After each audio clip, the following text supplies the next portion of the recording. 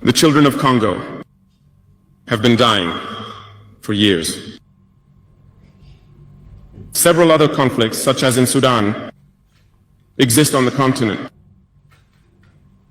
We would have liked to see the African Union generate the forces and all the necessary strategies to support these states so they can regain peace.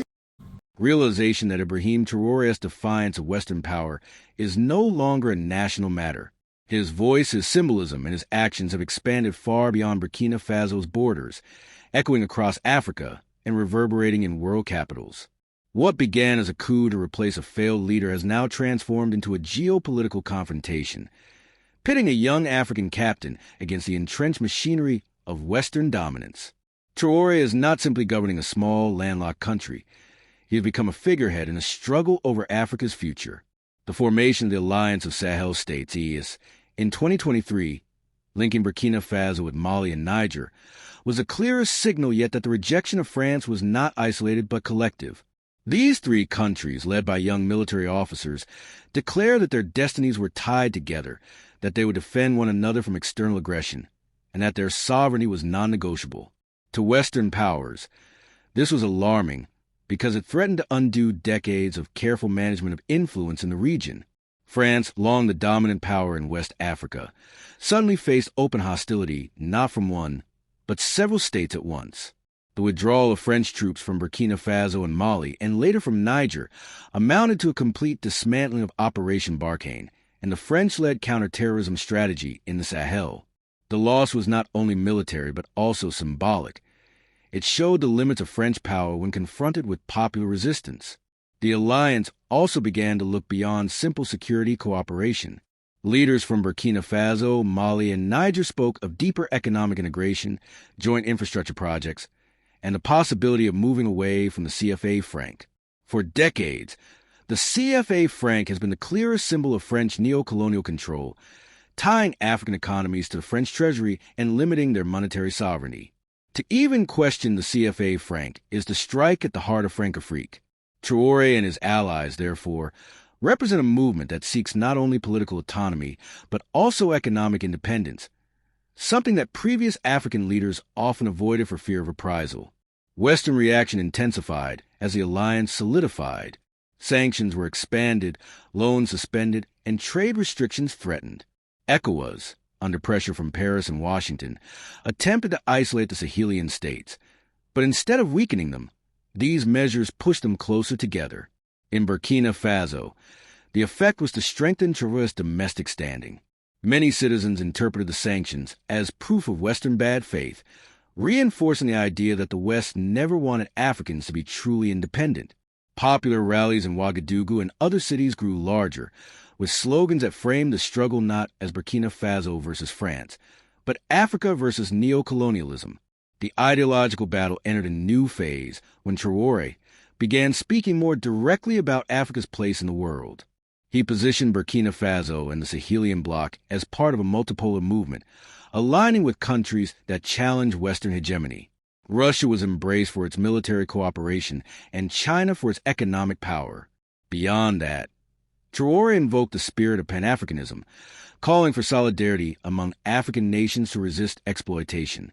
In his speeches, he argued that Africa is the wealthiest continent in terms of resources, yet the poorest in terms of living conditions precisely because its wealth has been systematically stolen.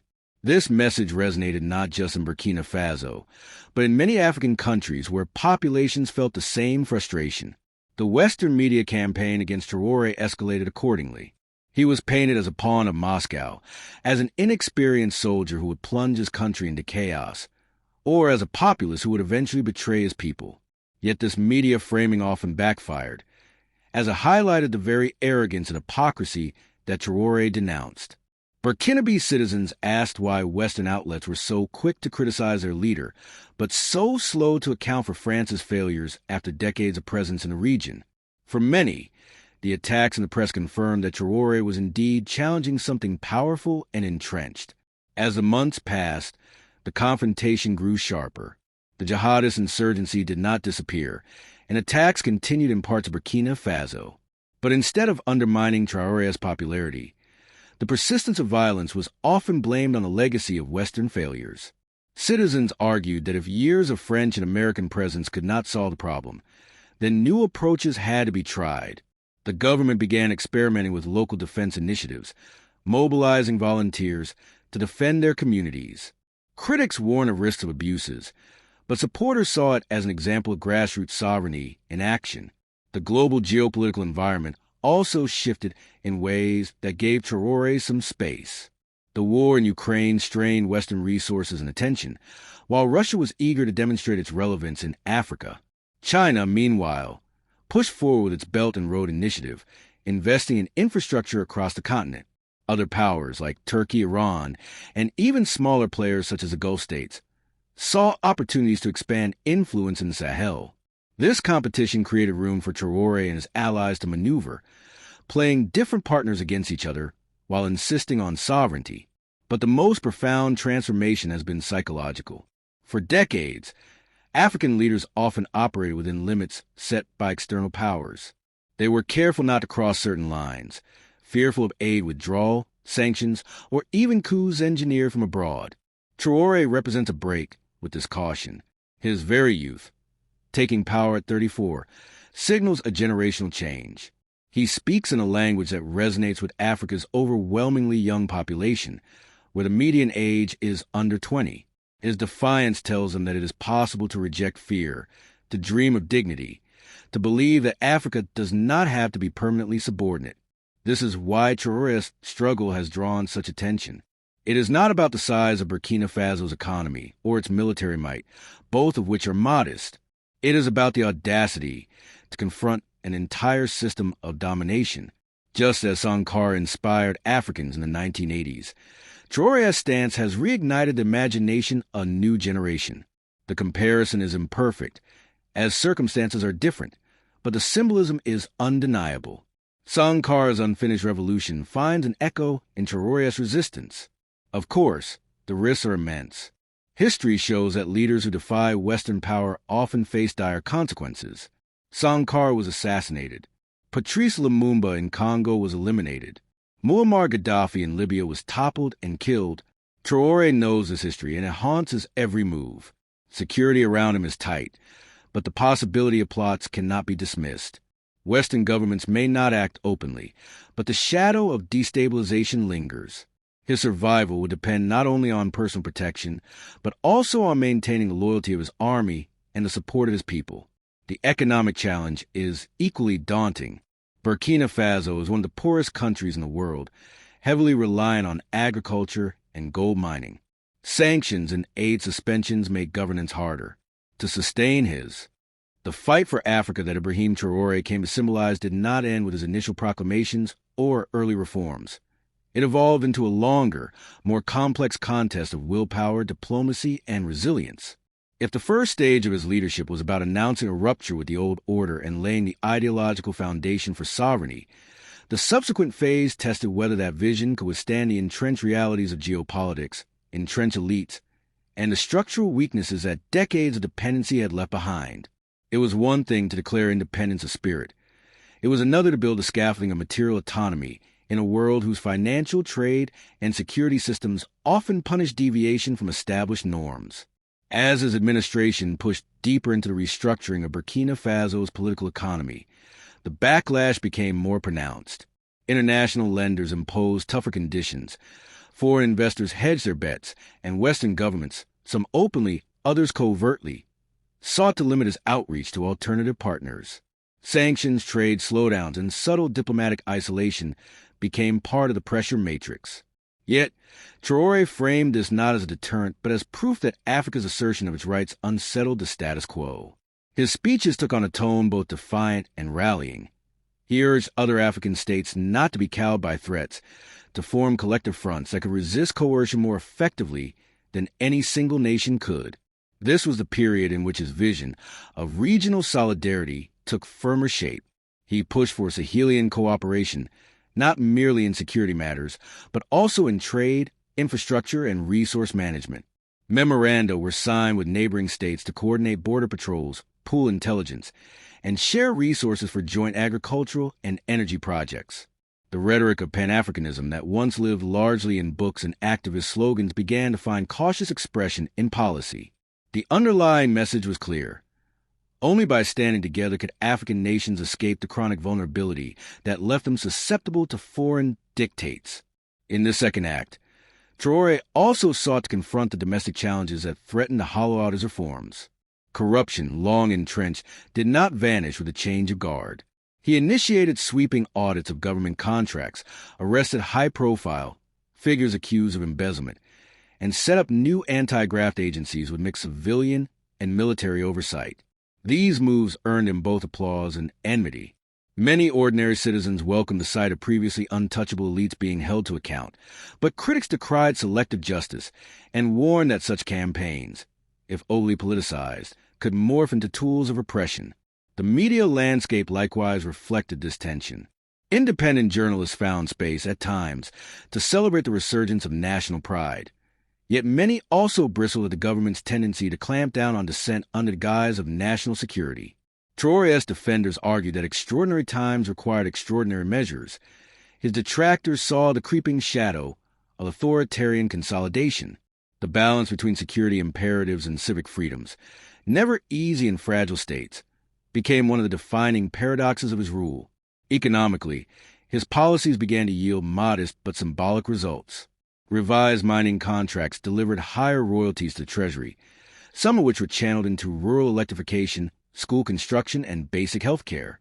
Pilot projects in agro-processing aimed to reduce the country's dependence on raw commodity exports.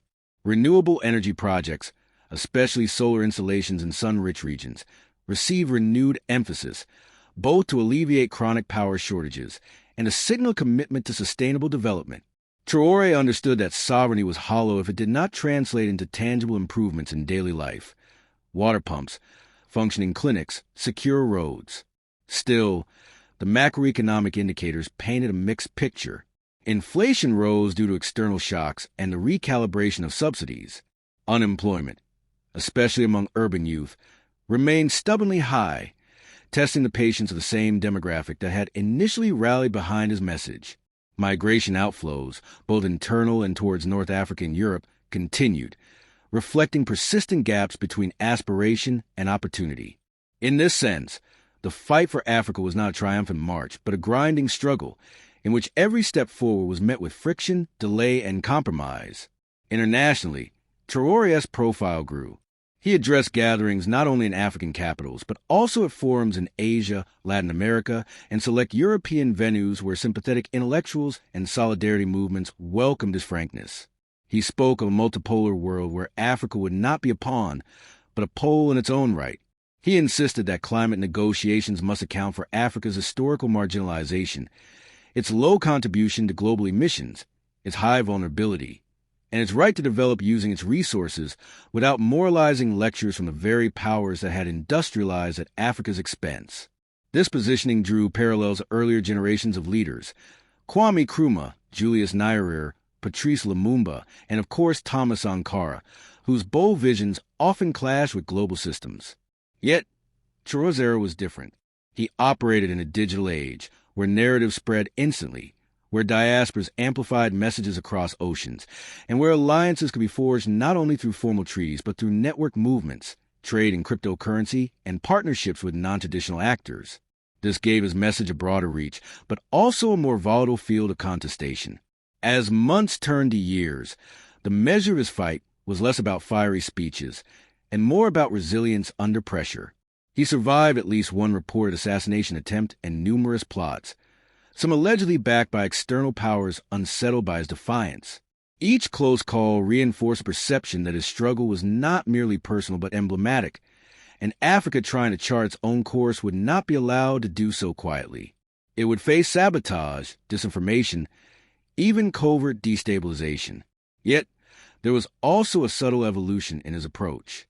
Where once he had spoken in absolutes, no more foreign bases, no more exploitive contracts, he began to modulate, recognizing that total rupture was neither feasible nor necessarily desirable. Instead, he pursued a strategy of recalibration, keeping certain partnerships, discarding others, creating leverage where possible, and playing external powers against each other to extract better terms. In doing so, he moved from being seen as a radical outsider to a cunning negotiator, albeit one who remained ideologically committed to African primacy. This phase of moderation, however, did not dilute his central message: Africa's destiny must be African-made. He continued to press for regional banks that could lend without the punitive conditions attached to international financial institutions. He backed initiatives to settle intra-African trade in local currencies or through African monetary unions. He supported the creation of continental value chains for critical minerals, aiming to prevent a repeat of the historical pattern where Africa exported raw